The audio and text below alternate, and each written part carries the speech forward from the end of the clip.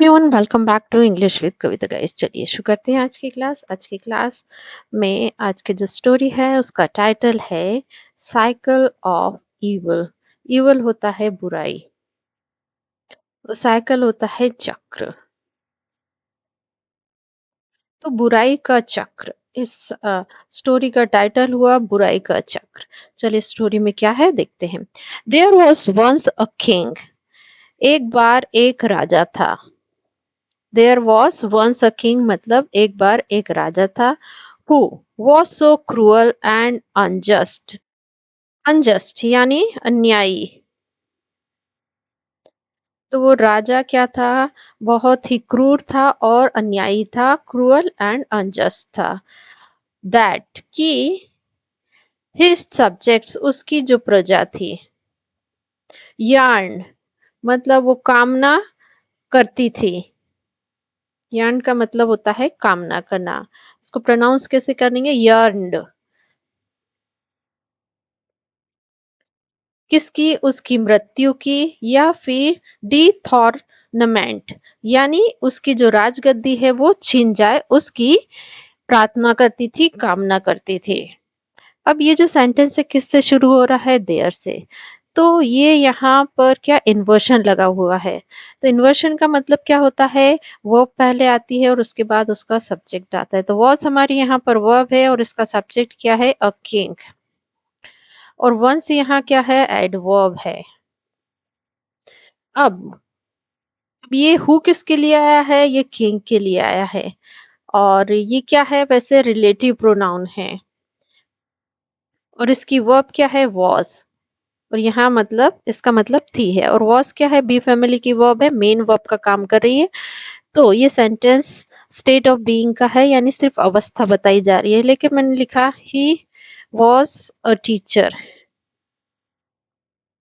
तो यहाँ पर ही की अवस्था बताई जा रही है कि वो क्या है? टीचर। ये कोई एक्शन का सेंटेंस, एक्शन वर्ब का सेंटेंस नहीं है यहाँ पर। ये स्टेट ऑफ बीइंग का सेंटेंस है। यहाँ पर सिर्फ अवस्था बताई जा रही है। और बी फैमिली की वर्ब को एक बार देख लेते हैं। बी फैमिली की वर्ब प्रेजेंट टेंस में क्या होती है? Is am are according to subject. और पास्ट टेंस में वॉज वर। और फ्यूचर टेंस में विल बी। जब ये मेन वर्ब का काम करती हैं तो ये क्या बताती है? अवस्था बताती हैं।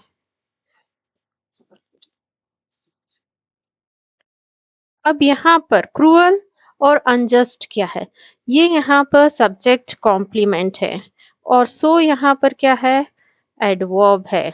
यहाँ पर जो क्रूअल और अनजस्ट को मॉडिफाई क्या कर रहा है? सो दैट यहाँ कंजक्शन है। हिज सब्जेक्ट्स ये यहाँ पर करता है। यर्न्ड उसकी वर्ब है और ये वी टू है पास्ट इंडेफिनिट का सेंटेंस। फॉर प्रपोजिशन है और उसका ऑब्जेक्ट है हिज डेथ और डिथॉर्नमेंट।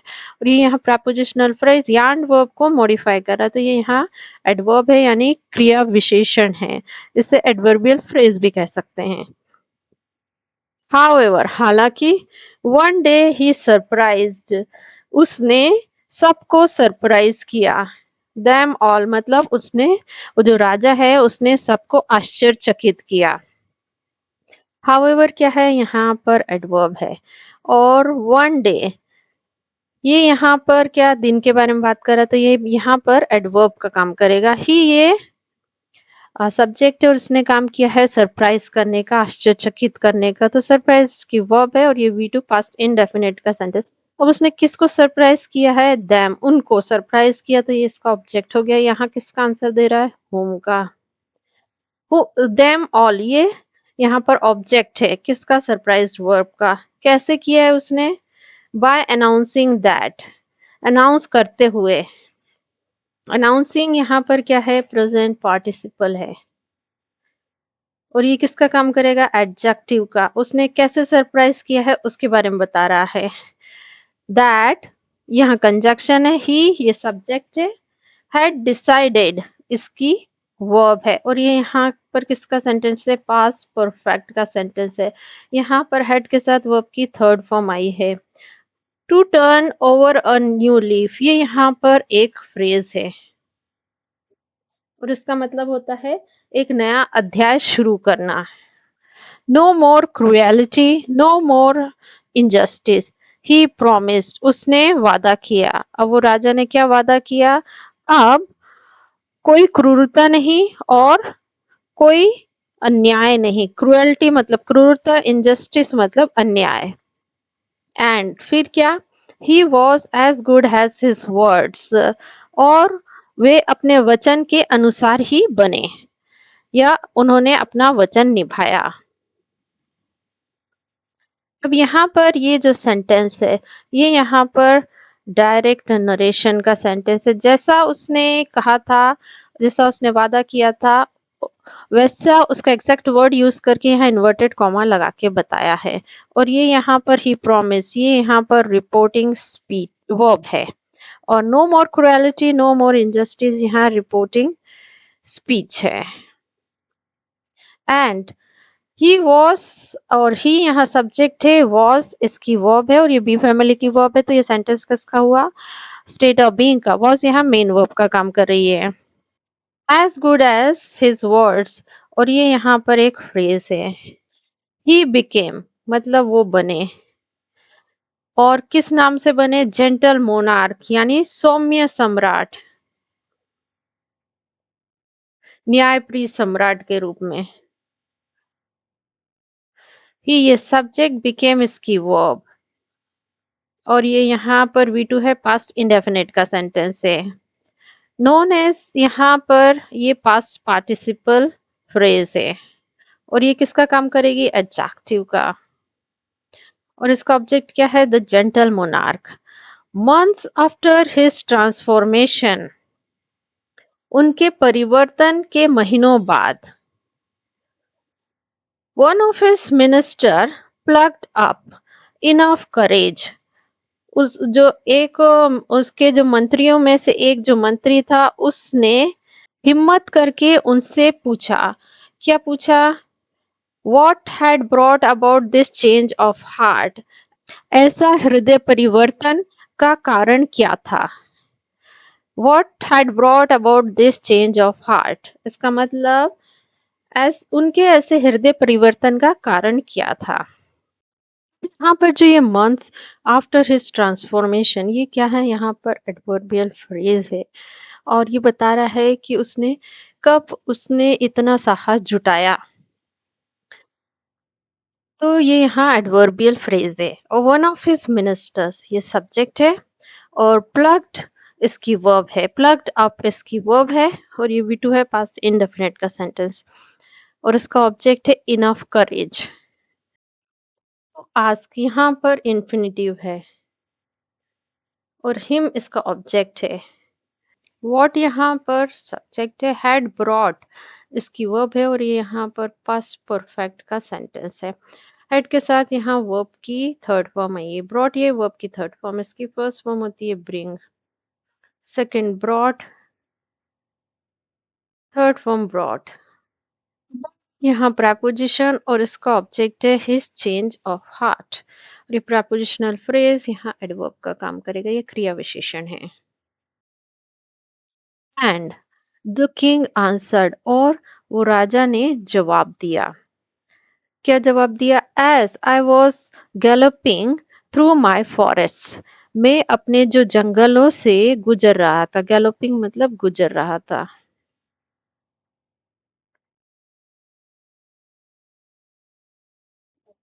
तो जब मैं अपने जंगलों से गुजर रहा था, आई कॉट साइट, मैंने देखा। क्या देखा? ये कॉट साइट यहाँ पर एक फ्रेजल वर्ब है, इसका मतलब देखा। आई कॉट साइट ऑफ, मैंने देखा। और यहाँ पर जो कॉट साइट ऑफ है, ये यहाँ पर फ्रेजल वर्ब है, और आई यहाँ सब्जेक्ट है, और इसकी वर्ब है कॉट साइट ऑफ। और यहाँ पर ये अपने बाद प्रपोजिशन ऑफ लेती है, इसका ध्यान रखना है। अब उसने क्या देखा? अ फॉक्स, एक जो लोमड़ी है, बीइंग चेस्ड, उसका पीछा किया जा रहा था। किसके द्वारा? एक हाउंड यानी शिकारी कुत्ते के द्वारा। हाउंड होता है शिकारी कुत्ता। Fox escaped into his hole, वो भाग निकलता है। एस्केप मतलब बच के भाग निकलता है। कौन? फॉक्स। कहाँ पर? उसके होल में यानी बिल में। तो फॉक्स क्या करता है? एस्केप करने का काम करता है। तो ये यहाँ पर एस्केप्ड इसकी वर्ब है वी टू पास्ट इंडेफिनिट का सेंटेंस। अब वो कहाँ निकलता है? उसके होल में निकलता है। तो प्लेस के बारे में बताता है तो ये एडवर्ब का काम करेगा। बट यहाँ कंजंक्शन है। नॉट बिफोर, ये यहाँ पर एक फ्रेज है। द हाउंड, जो हाउंड है हैड बिटन। अब वो जो हाउंड है जो शिकारी को, उसने हैड बिटन यानी काट लिया। कहाँ पर? इनटू इट्स लेग, उसके पैर में। एंड लेम्ड इट फॉर लाइफ, और उसे लंगड़ा कर दिया पूरे जीवन भर के लिए। तो यहाँ पर जो फॉक्स है वो बच के होल में तो घुस जाता है, पर घुसने से पहले जो हाउंड होता है, शिकारी कुत्ता है, वो उसके लेग में काट लेता है और इस कारण से वो लंगड़ा बन जाता है सारी जीवन के लिए। यहाँ पर जो हाउंड है, ये जो हमारा सब्जेक्ट है, इसकी 2 वर्ब है। इसने काट लिया था, हैड बिटन इसकी पहली वर्ब है और लेम्ड इसकी सेकंड वर्ब है। और पहली वर्ब किसमें है? पास्ट परफेक्ट में है और सेकंड वर्ब है, ये यहाँ पर है पास्ट इंडेफिनिट का sentence. Later I rode into a village, बाद में I rode into a village, मैं गया एक विलेज में। And saw the same hound there, और उसी हाउंड को देखा, उसी शिकारी कुत्ते को देखा। तो लेटर यहाँ क्या है? एडवर्ब है, टाइम के बारे में बता रहा है। और आई ये सब्जेक्ट है और उसने काम किया था रोड करने का। तो ये यहाँ पर वी टू है पास्ट इंडेफिनिट का सेंटेंस की फर्स्ट फॉर्म क्या होती है? Ride, second road, third form ridden. It was barking at a man, अब वो जो हाउंड है वो भौंक रहा था। बार्किंग मतलब भौंक रहा था किस पर? एक आदमी पर।